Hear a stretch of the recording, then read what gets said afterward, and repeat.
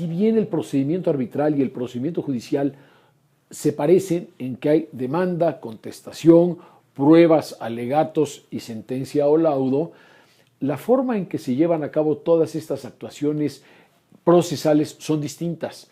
La elasticidad que tiene el arbitraje comparado con un procedimiento judicial, sobre todo en México, hace una gran diferencia. Pues el momento en que viene el ofrecimiento de pruebas, si alguna parte objeta a la admisión de una prueba, habría que ver por qué. Se necesita que la prueba sea verdaderamente inadmisible por razones difíciles de entender para que la deseches. ¿Por qué? Pues tú como árbitro vas a llegar hasta el final del camino y vas a darle el valor que le consideres que sea adecuado. Entonces, en el ofrecimiento de pruebas, una flexibilidad, sí, pero una flexibilidad que va muy en favor de la libertad de las partes de presentar su caso como quieren.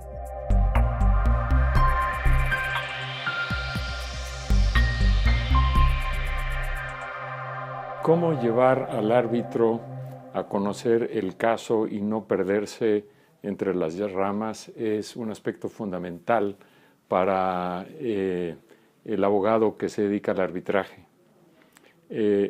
Hay que partir de la base que el árbitro no conoce el asunto como lo conoces tú, y entonces tenemos que lograr transmitir el mensaje con claridad al árbitro para que entienda la disputa. La manera en que se debe lograr que el árbitro encuentre el detalle y entienda perfectamente el planteamiento, me parece que una técnica puede ser iniciar los escritos con las conclusiones a las que va a llegar el tribunal arbitral y después entonces explicar el planteamiento. Es decir, empezar cada sección explicándole al árbitro o diciéndole al árbitro: con la lectura de esta nueva sección, ustedes miembros del tribunal arbitral o el tribunal arbitral, podrá llegar a ciertas conclusiones, a estas conclusiones.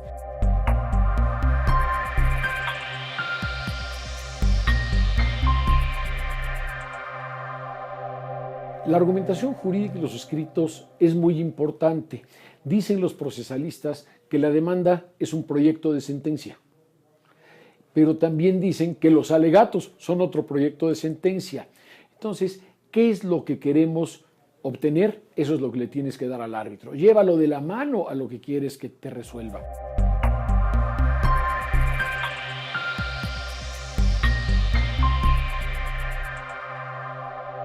Tienen que darse cuenta de que un árbitro es una persona física que tiene capacidades limitadas para analizar una enorme cantidad de documentos.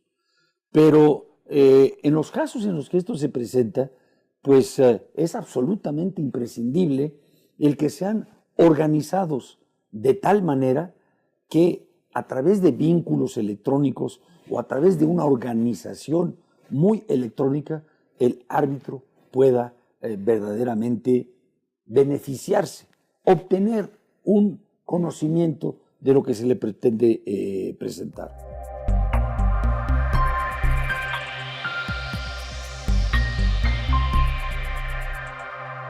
El uso de la tecnología en la presentación del caso ante los árbitros hoy en día es prácticamente un requisito sine qua non en cada arbitraje.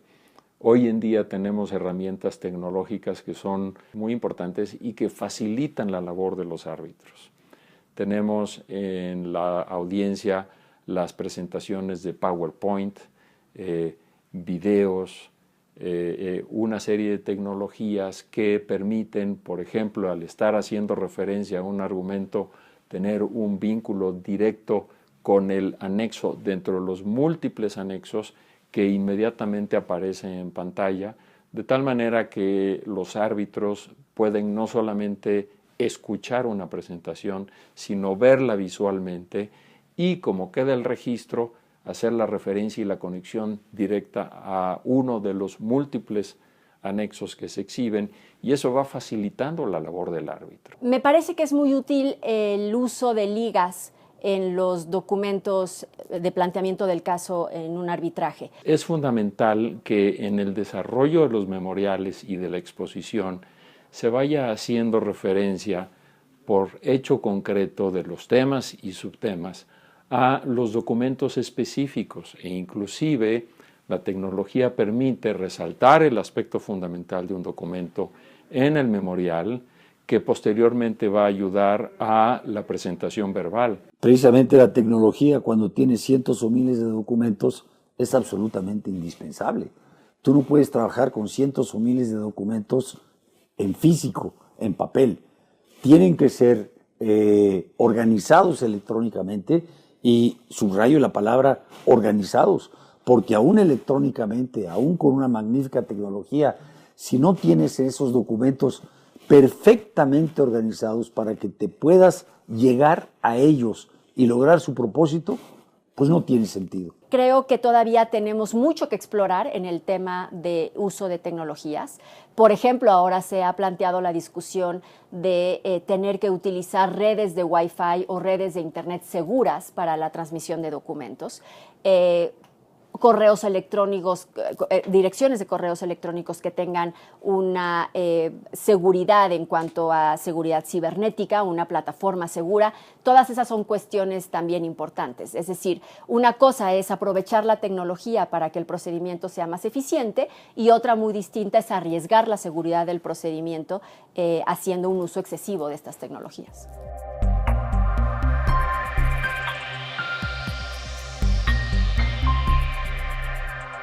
En la presentación del caso, ¿cuál sería una buena presentación del PowerPoint? Pues una buena presentación implica cuando se utiliza ese instrumento para, de alguna manera, presentarte la historia de todo el asunto y se utiliza para poderte llevar a los documentos en los que se sustenta o el hecho o el argumento jurídico que se pretende. Eso, a mi juicio, es una buena presentación del caso y es una buena utilización del PowerPoint.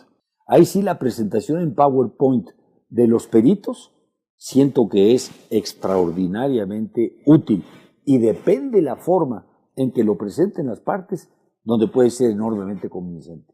Hay veces que una gráfica te dice mucho más que un texto de 10 páginas.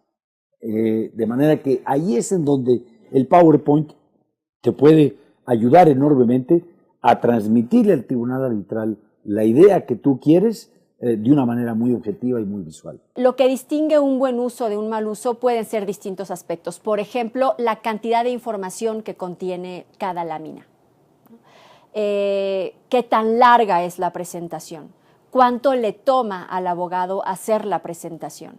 Por supuesto, la audiencia ofrece la posibilidad al abogado de presentar oralmente y de manera resumida y haciendo énfasis en los aspectos que le conviene hacer énfasis al tribunal arbitral, frente al tribunal arbitral.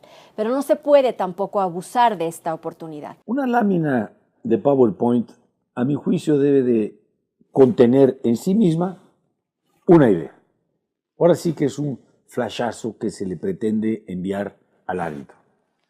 Una lámina de PowerPoint que contiene en forma abigarrada mucho texto, muchas ideas, que a lo mejor son repetición de los memoriales, está bien y es agradecida, pero no agrega mucho.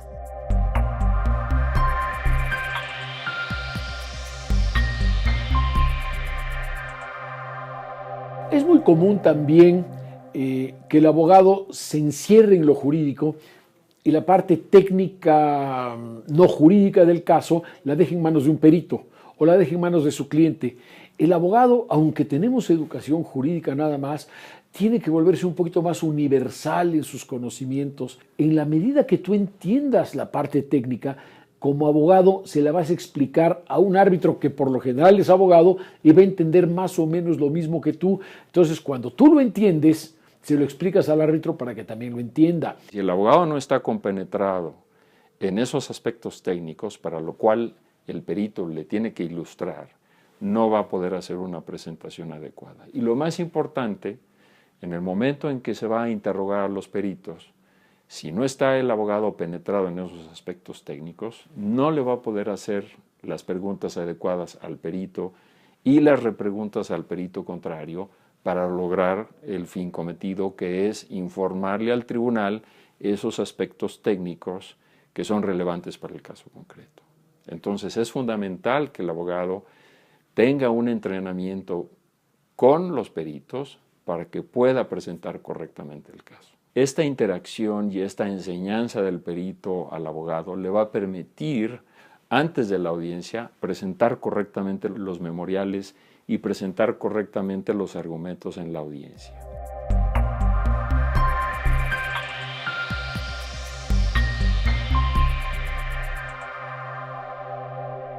Me parece que es muy conveniente utilizar un cuadro de pruebas en el que se le asigne a cada una de ellas un número, el título de esta prueba, el documento del arbitraje en el cual está anexa y qué es lo que busca principalmente probar esta evidencia.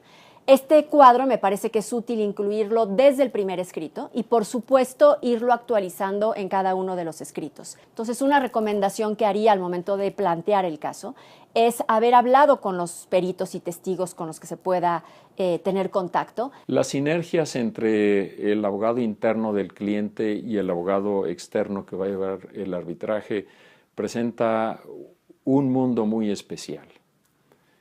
Tiene que haber una confianza mutua entre el cliente y el jurídico interno y el abogado, porque es muy natural, es humano, que cuando se han cometido algunos errores, se tenga una tendencia natural, consciente o inconsciente, a encubrir un poco esos errores. Y es fundamental que el abogado, en esa relación de confianza con el cliente y con el jurídico del cliente, tenga la información fidedigna, porque en la medida en que no tenga una visión muy clara, pueden dejarse debilidades que después la contraparte puede capitalizar.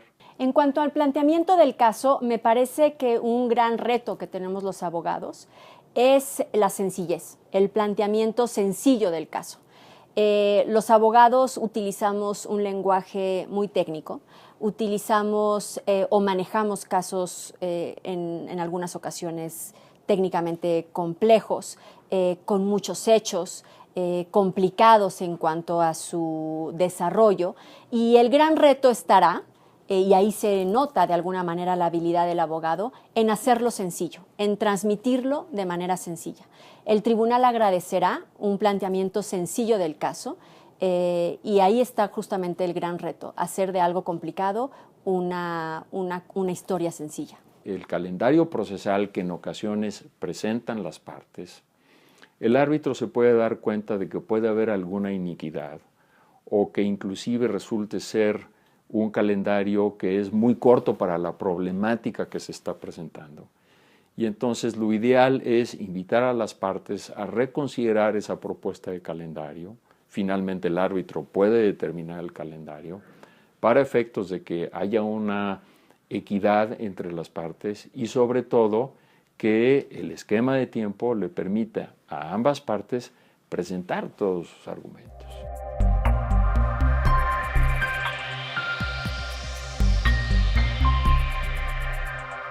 Hay abogados que cometen errores con cierta frecuencia y uno de los errores más claros es la excesiva agresividad de un abogado hacia el otro. Si el derecho es un tema de contienda cuando hay litigio, sea arbitral o sea judicial, la contienda la deben tener las partes, no los abogados. El pleito no es entre abogados, el pleito no es con ofensa hacia la otra parte. No voy a sacar adelante mi caso haciendo ver menos a mi contraparte. No usar demasiadas palabras enredadas, sino la simplicidad en el lenguaje es el que entiende mejor el árbitro. Tercero, no ir a presentar escritos con pura mayúscula que son complicadísimos de leer. Eso es lo más farragoso y lo que uno quiere es que lo entiendan como abogado para que le resuelvan como uno quiere. Cuarto, no usar esas frases larguísimas que un párrafo tiene 3 páginas. El punto y aparte a mí me parece de lo más útil para la redacción de escritos porque van dando las ideas brevemente, aunque vaya una enlazada con la otra, va uno manejando la formación gramatical de una manera accesible. Hay veces como árbitro que te regresas a volver a leer el párrafo porque no te quedó claro. Eso es un error del abogado. ¿Qué es lo esencial en relación con un testigo? Su credibilidad.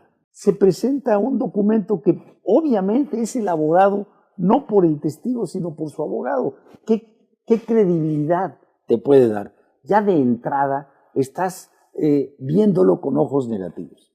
Pues los testigos son los directores generales de la empresa y a veces hasta el abogado interno de la empresa, quienes claramente tienen como su función no el transmitir la verdad, sino el lograr éxito para, ahora sí que su empresa o la empresa de la que son abogados. Entonces yo siento que hay que tener cuidado en qué testigo se elige para que puedan realmente tener credibilidad ante el tribunal arbitral. En cuanto al uso del tiempo de la audiencia, en arbitraje se acostumbra, tal vez tomado de algunas otras culturas jurídicas, darle un plazo a cada abogado para que exponga. Y hay unos que usan menos de ese plazo porque van directo al punto, porque concentran la atención en lo que es importante alegar. Hay otros que son tan difusos en su argumentación que al final de ella el árbitro ya no sabe ni de qué le están hablando. Al árbitro lo tienen confundido en lugar de tenerlo concentrado en lo que quiere el abogado. El abusar del tiempo, porque tengo 50 minutos todavía, no quiere decir que me los deba yo acabar. Si puedo argumentar en 15 minutos lo importante y dejar esa impresión, a lo mejor dar 50 minutos de seguir sobre lo mismo simplemente hace más opaca mi exposición, que podría haber sido brillante en 15 minutos. Esta intención de complicar a la otra parte en la búsqueda de documentos muy cuantiosos, hacer que la parte, en cuanto a volumen, hacer que la parte los entregue y finalmente no utilizarlos en ningún argumento, no relacionarlos con ningún hecho. Así es que hay que tener muy bien claro en este proceso de solicitud de documentos qué se busca con esa solicitud, qué se pretende obtener y por qué es relevante para el caso que estamos planteando. La buena fe tiene que privar en el árbitro y en los abogados de parte, porque la actitud mala es algo que no se puede ocultar y se nota. Entonces tiene que ser muy serio y muy consciente de actuar con las cartas boca arriba y con claridad y con honradez.